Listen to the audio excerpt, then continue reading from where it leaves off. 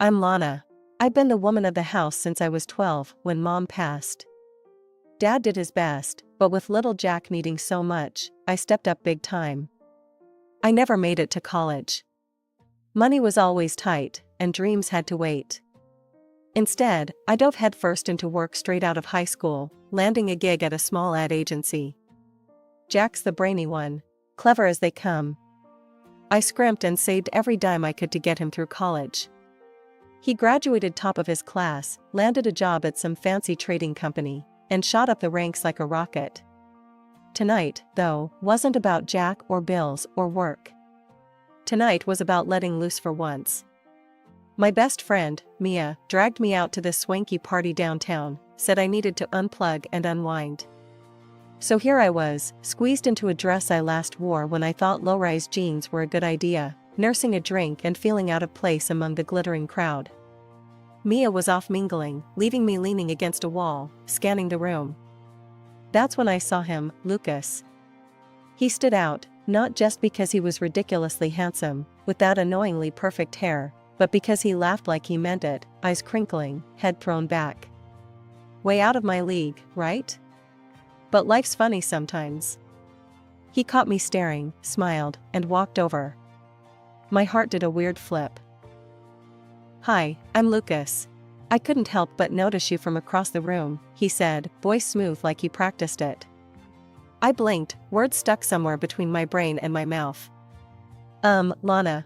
Hi. Enjoying the party, Lana?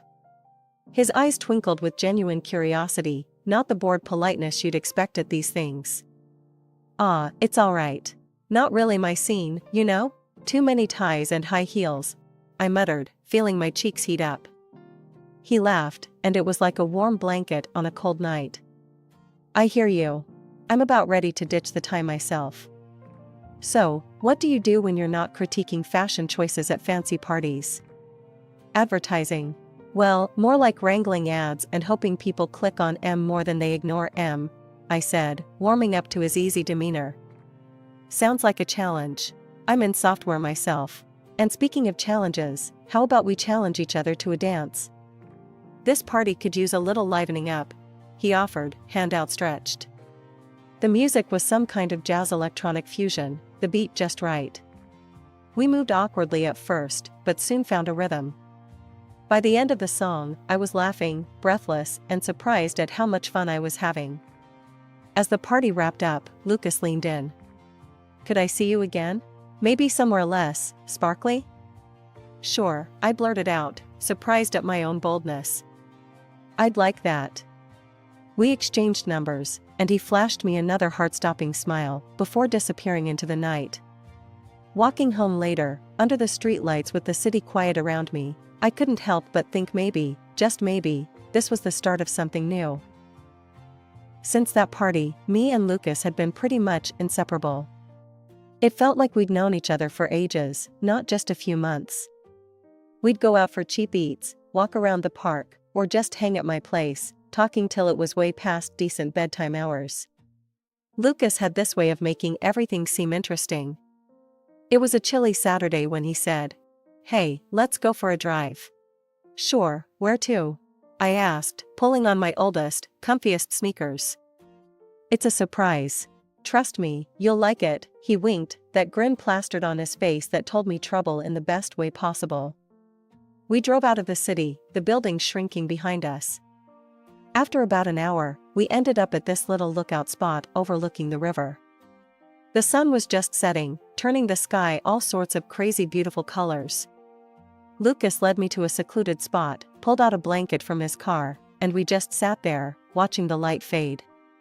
You know, Lana, these past months with you, they've been the best, he started, his voice more serious than usual. I love being with you. You make everything better, and I can't imagine not having this, not having you. I didn't know what to say. I mean, I felt it too, but hearing it? That was something else. Lucas, Before I could finish, he reached into his jacket pocket and pulled out a small box. My heart skipped about a dozen beats. Lana, will you marry me? He asked, opening the box to reveal a ring that sparkled even in the fading light. I stared at him, then at the ring, and all I could think was how this wasn't my world. Fancy rings, proposals at sunset, that was stuff for other people, not me. But looking at Lucas, seeing him all nervous and hopeful, I realized that maybe, just maybe, it could be my world too. Yes, Lucas. Of course, yes. I laughed, the sound bubbly and a bit hysterical, even to my own ears. He slid the ring on my finger, and we hugged, the world spinning around us like one of those cheesy movie scenes. But it didn't matter. It was real, it was ours, and it was just the beginning. Or so I thought. When we got back to my place, I called Jack first thing. "Jack, you're not gonna believe this." "What? What's up?" His voice was alert, ready for anything. "Lucas proposed." There was a pause, then. "He what? Holy, are you serious?" "As serious as I can be. I'm getting married, Jack." "Oh, Lana, that's incredible. I'm so happy for you. Lucas is a great guy. You two are gonna be amazing together." "Thanks, Jack. I think so too," I said, a smile so wide my face hurt. We talked a bit more, but I could tell Jack was genuinely stoked for me. It felt good, having my little brother's blessing. It was supposed to be just dinner, but standing at the doorstep of Lucas's parents' house, it felt more like I was gearing up for battle.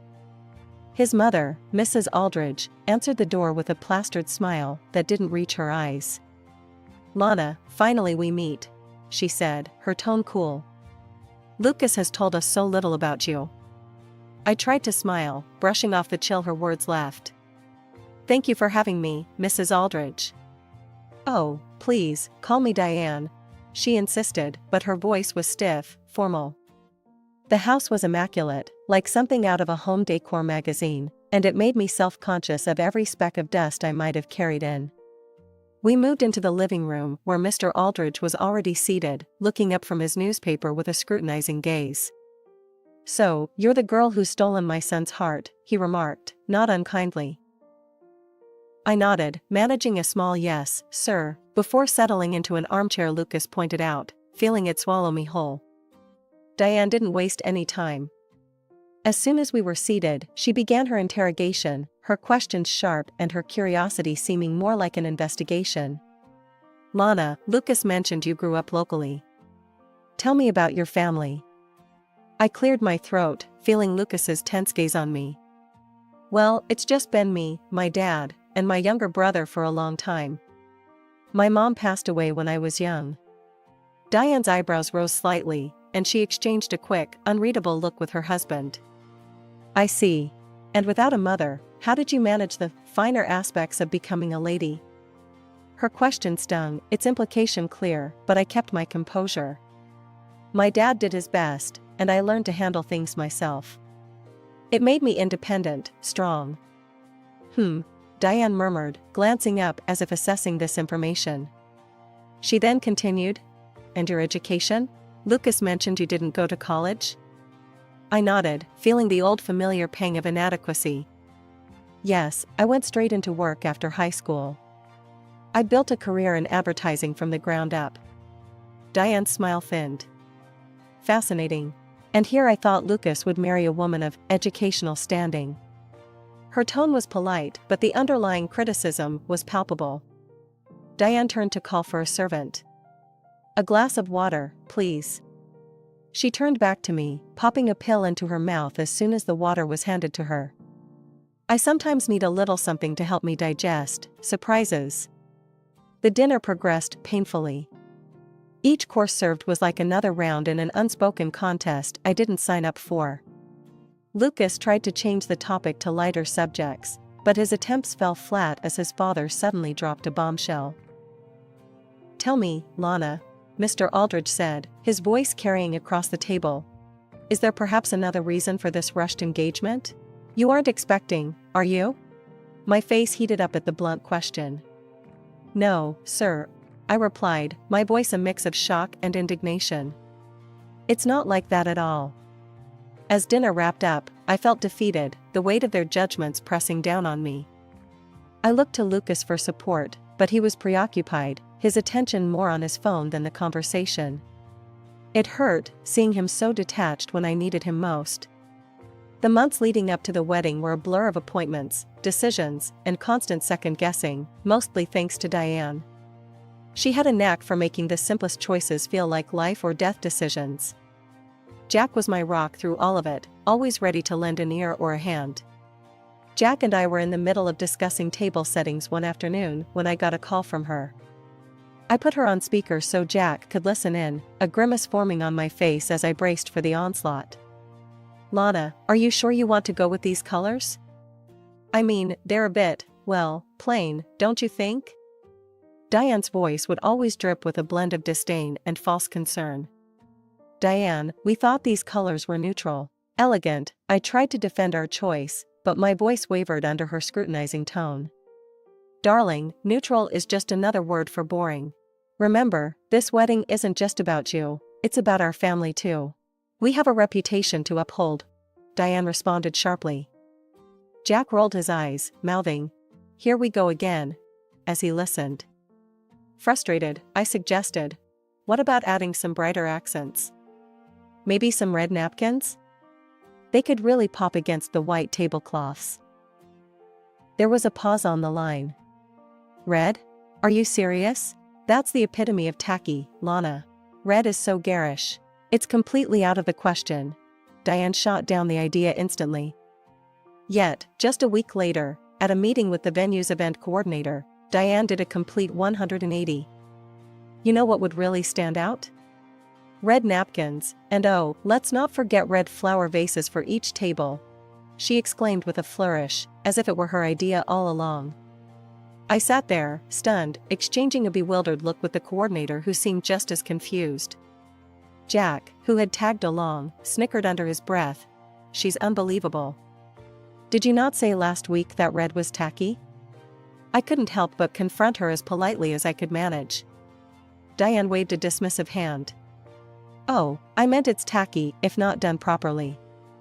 But I trust this lovely lady to handle it with class," she cooed at the coordinator, completely ignoring my input. Later, I vented to Lucas about his mother's contradictory and controlling behavior. "She's driving me insane, Lucas. It's like she's doing this on purpose. Last week, red was tacky, and now it's her brilliant idea?" Lucas sighed, rubbing the back of his neck. "Lana, that's just how they are. They're set in their ways. We can't change them. You know how my mom likes to take charge. Maybe it's easier if we just let her have this one." I was flabbergasted. "Easier for who, Lucas? This is our wedding, not just a party she's throwing." He didn't have an answer for that, just a shrug and a helpless look that said he was as caught in the middle as I felt. The morning of my wedding, the air buzzed with a mixture of excitement and nerves. I stood in front of the mirror, adjusting the delicate lace of my dress, the fabric falling perfectly just how I'd always imagined. My dad knocked gently on the door, poking his head in. "Ready, Lana?" he asked, his eyes misty. I took a deep breath, smoothing down my dress one last time. "As I'll ever be, Dad." He offered his arm, and I took it, feeling the weight of the moment settle over me. We walked together, the sound of our steps mingling with the soft music that filled the air. As we emerged, the sight of friends and family all turned to watch us approach filled me with a warmth I hadn't expected. My dad squeezed my hand as we walked, his presence a calming force. Approaching the altar, my heart skipped a beat, but not just from seeing Lucas waiting there. His mother, Diane, was dressed entirely in black, her outfit more suited to a funeral than a wedding, complete with a large hat covered by a black veil. It was a shock, a stark contrast to the sea of cheerful colors around her. I glanced at Lucas, searching for some sign of reaction, but he stood there, stoic and seemingly oblivious to the absurdity of his mother's attire. We reached the altar, and Dad handed me over to Lucas, with a tearful smile. I hugged him tightly, whispering a thank you that caught in my throat as emotions threatened to spill over. The ceremony proceeded, and it came time for the speeches. I took a deep breath, turning to address the gathering, my hands shaking slightly as I held my notes. "I want to start by thanking my dad," I began, my voice strong, despite the shaking. "Dad, you raised Jack and me on your own, sacrificing so much to give us a life full of love and laughter. You taught us the value of hard work and the importance of sticking together." A murmur of agreement rippled through the crowd, and I saw Dad wiping away tears, his chest swelling with pride. "I also want to thank Lucas's parents, Diane and Michael, for raising such a wonderful man," I continued, turning towards them with a respectful nod. "Lucas is kind, intelligent, and caring, qualities that are a direct reflection of both of you." As I spoke these words, Diane's sobbing became louder, her cries theatrical as she lamented, "Today is a day of mourning. I have lost my son to this unworthy woman." The crowd shifted uncomfortably, the tension thick in the air. Lucas, face flushing red, stepped up to speak next, his mother's sobs still echoing around us. "I want to thank my parents for everything," Lucas began, his voice steady but his eyes avoiding mine. "For your love, your guidance, and your unwavering support." As he continued, I felt a pang of hurt. He didn't mention my dad, not even a nod to his efforts or the bond we shared. Leaning closer, I whispered to Lucas, "You might want to thank my father too. It's only polite." Lucas barely glanced my way. His omission stung, a sharp reminder of the divides between our families, and the support I felt slipping away. A moment later, Diane, clad in her dark attire, rose from her seat with a flourish. The chatter around the room hushed as all eyes turned to her. She cleared her throat dramatically, holding up several sheets of paper. "I have something I must say to the bride," she announced, her voice piercing the tense silence. Everyone, including me, froze. It wasn't customary for the groom's mother to make such a speech, but there she was, stepping forward, a determined look in her eye. "Since meeting Lana," Diane began, her voice thick with emotion, "I have undergone considerable stress. The shock has been so severe that I've incurred expenses for psychological consultations and medication." The crowd murmured, some in sympathy, others in disbelief.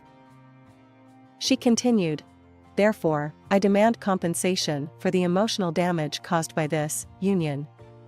Diane then produced a document and a sleek pen from her purse, thrusting them towards me. "I require that you, Lana, sign a contract to pay us $7,000 monthly for a year to cover these costs." The room was so quiet you could hear a pin drop. I stared at her, my heart pounding, and then turned to Lucas, searching his face for any sign of objection. But instead, he nodded in agreement with his mother. "Lana, you need to respect the new family rules," Lucas stated loudly, enough for everyone to hear. "Please sign the document." I felt like I was in a nightmare, my legs rooted to the spot. Before I could process the humiliation, Jack, who had been a silent spectator until now, stood up and strode towards me. His face was set, his jaw clenched. "This is ridiculous." Jack's voice boomed across the hall. He snatched the document and pen from Diane's hands and tossed them onto a nearby table. "I won't let anyone treat my sister this way." He turned to address the crowd, his voice filled with passion. "Everyone, I thank you for being here on what should have been a joyous occasion. But I cannot stand by and watch as my sister is insulted and demeaned." Jack paused, his gaze sweeping over the guests, then landing on me with softness. "Lana sacrificed her education for me. She worked to ensure I could succeed, and today, I plan to thank her by gifting the newlyweds an apartment and sending my new in-laws on a world trip." The murmurs grew louder, a mix of shock and support bubbling in the room. However, Jack's voice grew stern. "Seeing how they've treated her, I can't allow this marriage to proceed. Lana deserves better." He stepped forward, placing a protective arm around my shoulders. "There will be no wedding today. Please, take your gifts and go home. The apartment and the trip will go to my sister, she deserves a vacation." The room erupted in applause, some guests standing to clap louder. The echoes of applause were still ringing in the hall when Mr. Thompson, the president of the company where my brother worked, stepped up to the altar. "Ladies and gentlemen," Mr. Thompson began, his voice firm and carrying effortlessly, "I'm here not just as a spectator but as someone who has seen firsthand the kind of character and dedication Lana has instilled in her brother, Jack." He nodded towards me, a serious look on his face. Turning to my father, he extended his hand, which Dad shook, overwhelmed by the unfolding events. "Sir, you've raised a remarkable daughter and a son who stands by his family with unwavering loyalty and integrity." The room filled with another round of subdued applause. Mr. Thompson then turned sharply towards Lucas, who was already looking quite shaken. "And now, to you, Lucas." Lucas's face was pale, his eyes darting nervously. "Lucas, I offered you a position in our company at the recommendation of Jack," Mr. Thompson continued, his tone hardening. "However, in light of today's revelations and your apparent lack of respect and support for your would-be wife, I must set new rules for our company. Effective immediately, I am withdrawing my offer of employment to you." The room gasped, the weight of his words not lost on anyone, especially not on Lucas, who staggered slightly as if he'd been physically hit. Lucas's mother burst into loud, wailing sobs.